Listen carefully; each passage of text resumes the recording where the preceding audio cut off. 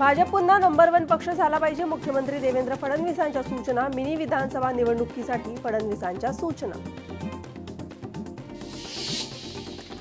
सिंधुदुर्गात कणकवली निवडणुकीसाठी भाजप विरोधात मवियाची नवीन फॉर्म्युला। ठाकरेंच्या शिवसेनेचे नगराध्यक्ष संदेश पारकर यांच्या घरी मवियाचे कार्यकर्ते आणि पदाधिकारी एकवटले।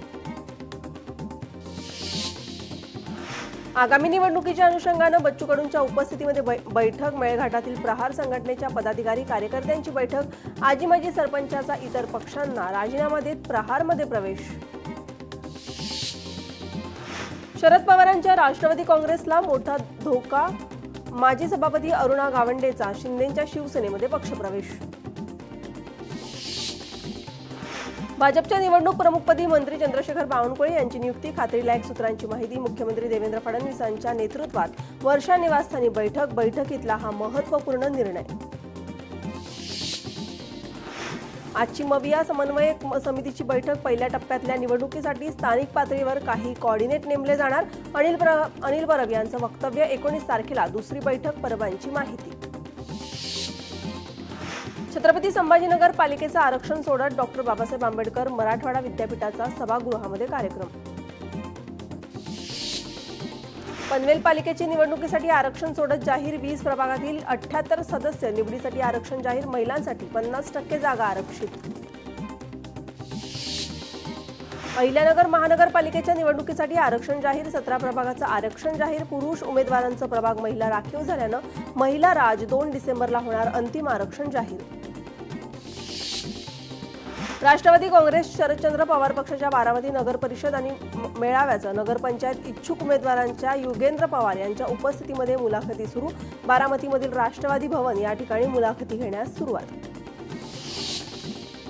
प्रवक्तेपदावरून काढून टाकल्यानंतर रुपाली पाटील नाराज। उद्या रुपाली पाटील आणि अजित पवार भेट घेणार। रुपाली पाटील अजित पवारांची भेट घेणार आहे। रुपाली पाटील यांना दोन्ही शिवसेनेकडून ऑफर आल्याची सूत्रांची माहिती। मी अपक्ष खासदार तरीही मंत्री मला घाबरतात, मंत्री अधिकारी मला घाबरतात। खासदार विशाल पाटील यांचं वक्तव्य।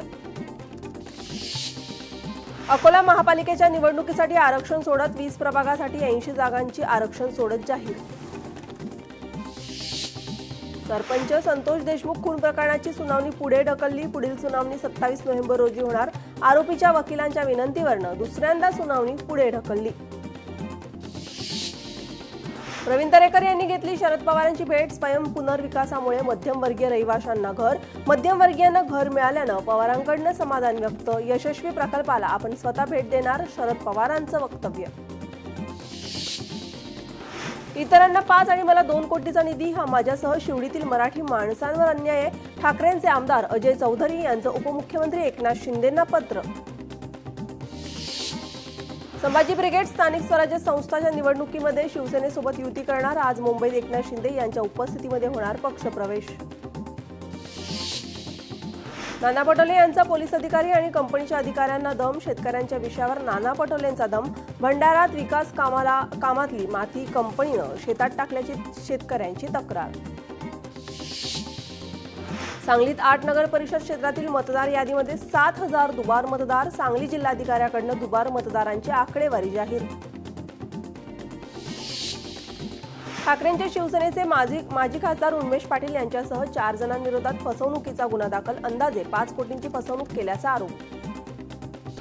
पंढरपुरात शरद पवारांच्या राष्ट्रवादीच्या महिला उपाध्यक्षपदी कोमल ढोबळे साळुंके यांची नियुक्ती। माढ्याचे खासदार धैर्यशील मोहिते पाटील यांनी दिलं नियुक्तीपत्र।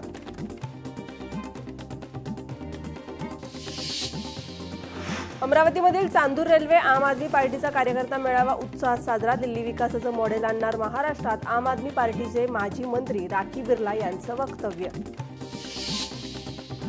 शिवसेना पक्ष आणि चिन्हाची उद्यापासून अंतिम सुनावणी। शिवसेना पक्ष आणि धनुष्यबाण कोणाचा याबाबत सर्वोच्च न्यायालयात देणार निर्णय।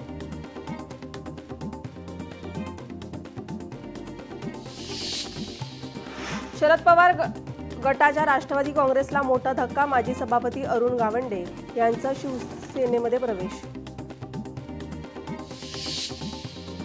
जालन्यात महाविकास आघाडीला धक्का। परतूर आणि मंठा तालुक्यातील महाविकास आघाडीच्या कार्यकर्त्यांचा भाजपमध्ये प्रवेश।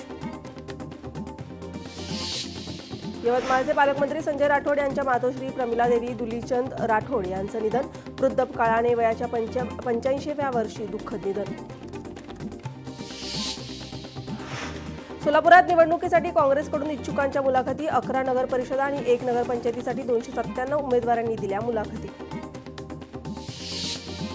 वर्ध्यात निवडणुकीसाठी अर्ज भरण्याच्या पहिल्या दिवशी एकही अर्ज नाही. जिल्ह्यात 6 नगर परिषदेसाठी निवडणूक. हिंगोली जिल्ह्यात पहिल्या दिवशी नगराध्यक्ष पदासाठी 30 तर नगरसेवक पदासाठी 300 अर्जाची विक्री, परंतु एकही नगर परिषदेसाठी नाम निदर्शन पत्र दाखल नाही. बिहार विधानसभा निवडणुकीच्या दुसऱ्या टप्प्यासाठी आज मतदान. 20 जिल्ह्यामध्ये 122 जागांसाठी मतदान. याबाबत राजकीय क्षेत्रात प्रचंड उत्सुकता.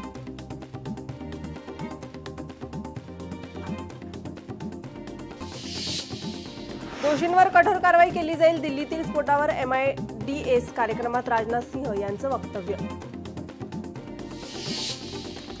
दिल्ली स्फोट प्रकरणी CRPF दिल्ली पोलिसांना आवश्यक ती मदत करेल. CRPFचे महासंचालक राकेश अग्रवाल यांचं आश्वासन.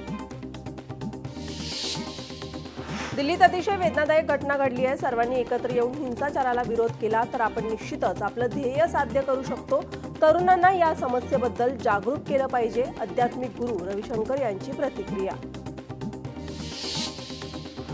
महाराष्ट्र गोवा पत्रादेवी सीमेवर हाय अलर्ट. पोलिसांकडून वाहनांची पाहणी. संपूर्ण देशामध्ये हाय अलर्ट.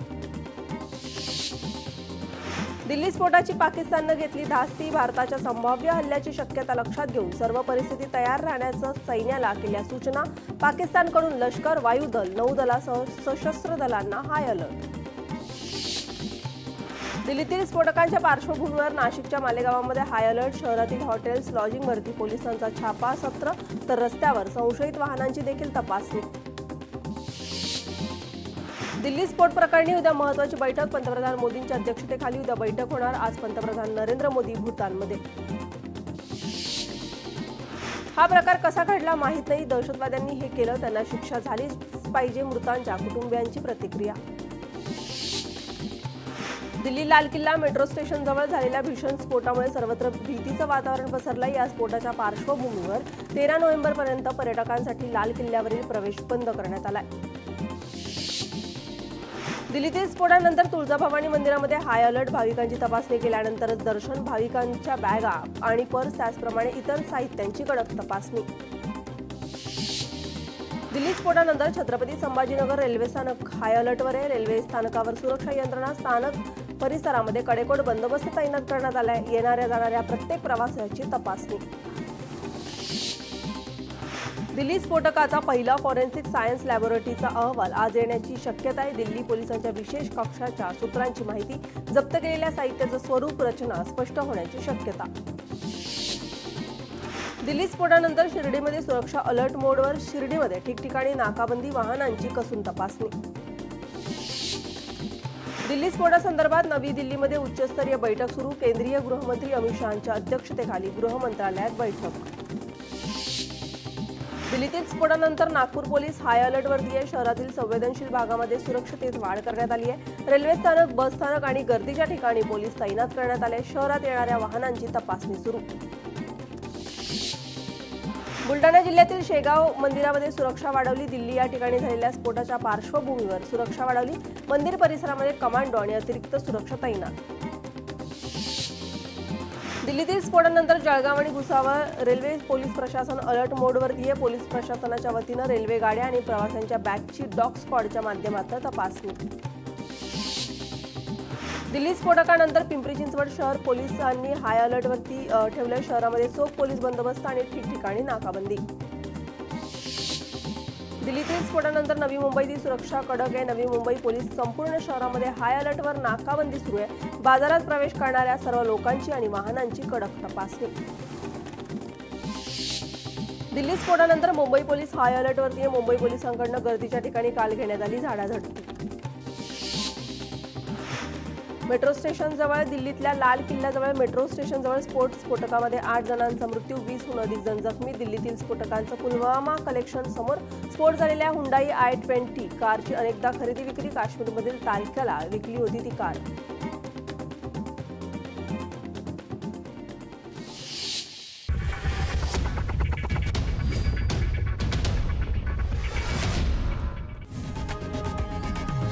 लोकशाही मराठी ऐका, पहा, जागरूक रहा.